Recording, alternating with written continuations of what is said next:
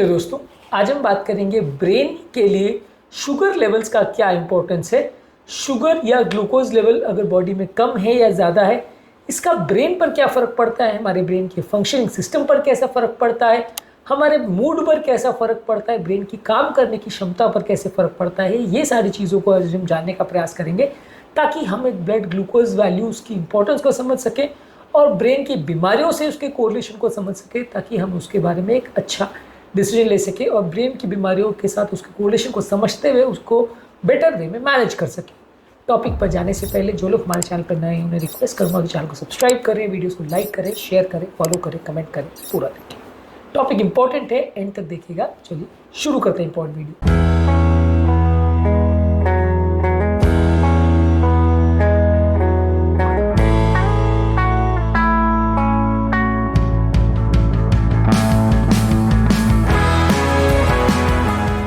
सबसे पहले ये समझने की ज़रूरत है कि ब्रेन का सबसे इंपॉर्टेंट एनर्जी का सोर्स ग्लूकोज है। हालांकि ब्रेन कीटोन बॉडीज जो कि फैट सेल्स के डिजनरेशन से बनता है उसको भी यूज़ कर सकता है, लेकिन फिर भी ग्लूकोज उसकी बहुत इंपॉर्टेंट ज़रूरत है। बहुत छोटे साइज़ का होने के बावजूद भी बॉडी का हार्डली 2-3% बॉडी वेट का ही हिस्सा होता है ब्रेन, लेकिन फिर भी वो ग्लूकोज का 20% हिस्सा जो बॉडी का यूटिलाइजेशन होता है वो ब्रेन करता है। इतनी ज़्यादा ग्लूकोज की खपत ब्रेन के सेल्स की होती है, इसलिए कंटिन्यूस ब्रेन के काम करने के लिए ग्लूकोज की ज़रूरत होती है। जब भी बॉडी का ग्लूकोज लेवल कम होता है, ब्रेन का शिथिल हो जाना या काम नहीं कर पाना काफ़ी कॉमन होता है। जब भी ग्लूकोज लेवल लो होता है, आदमी को कन्फ्यूजन होगा, कॉन्सेंट्रेट करने में प्रॉब्लम होगी, कमज़ोरी होगी, याद करने में दिक्कत होगी और उसको चक्कर या बेहोश हो जाने की प्रॉब्लम हो सकती है। इसलिए ग्लूकोज लेवल नॉर्मल होना ब्रेन के लिए ज़रूरी है, ज़्यादा होना नहीं, नॉर्मल होने की बात कर रहा हूँ।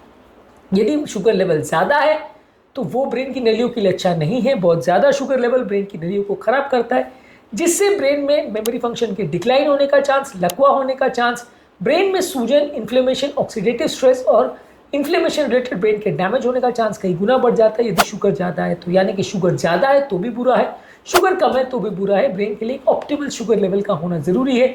शुगर लेवल ब्रेन की बहुत सारी बीमारियों से कोरिलेटेड है। ज़्यादा होगा अलग तरह की बीमारी होगी, कम होगा अलग तरह की बीमारी होगी, लेकिन दोनों ही ब्रेन को बीमार करेगी। नॉर्मल मेंटेन करना ज़रूरी है। लो ब्लड शुगर वाले व्यक्ति को एंग्जाइटी, चिड़चिड़ापन, मूड डिसऑर्डर ज़्यादा होंगे। हाई शुगर वैल्यूज़ वाले पेशेंट को बहुत ज़्यादा कमज़ोरी, सुस्ती, कॉन्सेंट्रेट करने में दिक्कत और चिड़चिड़ापन होगा। इसलिए दोनों ही केस में आपका मूड भी अफेक्ट होता है यदि शुगर लेवल्स कम या ज़्यादा होंगे। लॉन्ग टर्म अगर किसी व्यक्ति का शुगर लेवल्स बहुत ज़्यादा है तो उसको कॉग्निटिव डिक्लाइन और मेमोरी रिलेटेड प्रॉब्लम्स जैसे कि अल्जाइमर डिजीज़ होने का चांस ज़्यादा होता है। अल्जाइमर डिजीज़ को रिसेंटली टाइप 3 डायबिटीज़ बोलने लगे हैं, क्योंकि ऐसा माना जाता है कि जिस तरह से शरीर में इंसुलिन रेजिस्टेंस होने से डायबिटीज़ होता है, वैसे ही ब्रेन में अगर इंसुलिन रेजिस्टेंस होता है तो अल्जाइमर डिजीज़ होता है।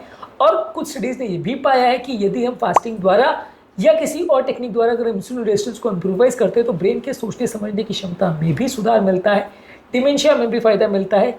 इस तरह से हमारा ब्लड ग्लूकोज लेवल्स अगर ज़्यादा है तो ब्रेन की सोचने समझने की क्षमता, मेमोरी को मेंटेन करने की क्षमता, ये सारी चीज़ों पर फ़र्क पड़ता है।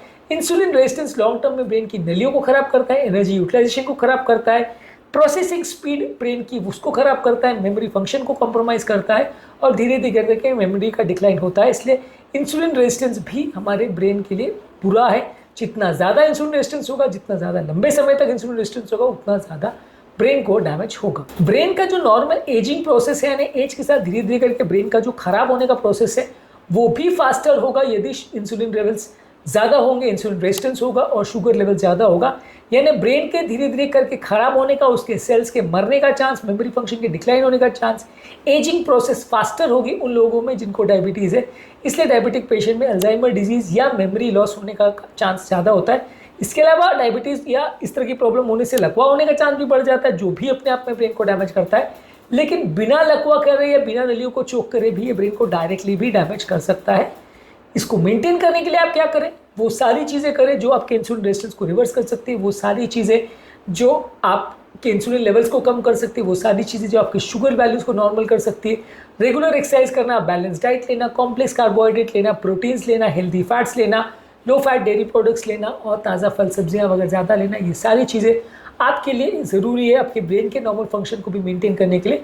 और साथ में ज़रूरी है एक अच्छी स्लीप, 7 से 9 घंटे की, ये सारी चीज़ें ज़रूरी है आपके ब्लड शुगर लेवल्स को मेंटेन करने के लिए। और यही सारी चीज़ें ज़रूरी है आपके ब्रेन लेवल्स को भी नॉर्मल मेंटेन करने के लिए।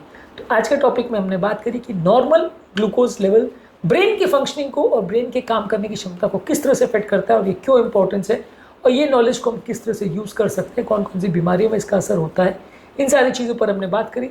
शुगर वैल्यूज़ को कम करने के लिए, इंसुलिन रेजिस्टेंस को कम करने के लिए और इंसुलिन रेजिस्टेंस की इंपॉर्टेंस को समझने के लिए हमने और भी बहुत सारे वीडियोज़ किए, उनको भी ज़रूर चेकआउट करें। टॉपिक एंड करने से पहले जो लोग हमारे चैनल पर नए हैं उन्हें रिक्वेस्ट करूँगा कि चैनल को सब्सक्राइब करें, वीडियोज़ को लाइक करें, शेयर करें, फॉलो करें, कमेंट करें पूरा।